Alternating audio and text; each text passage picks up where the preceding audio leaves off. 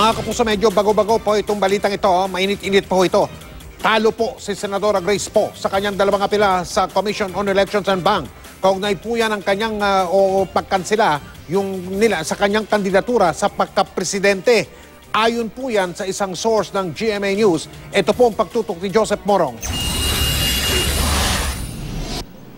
May desisyon na ang 7 commissioners ng COMELEC and Bank sa dalawang kaso para sa disqualification ni Senator Grace Poe sa pagtakbo para sa pagkapangulo. Inapila ni Poe ang mga desisyon ng COMELEC First at Second Division na nagsasabing hindi siya natural-born Filipino at hindi umabot sa 10 taon ang kanyang residency sa Pilipinas, mga requirement para maging presidential candidate.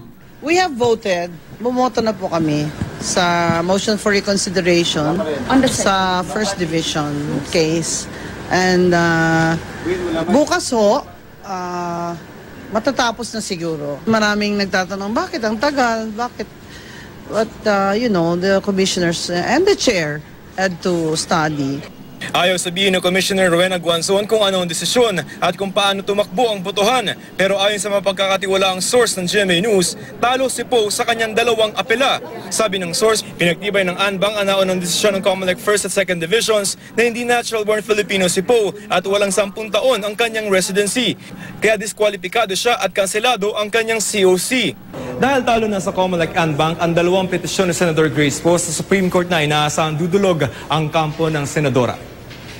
Sabi din ng source, tinanggihan ng COMELEC and Bank ang petisyon ni Elamporo na tanggalin agad sa balota ang pangalan ni Poe.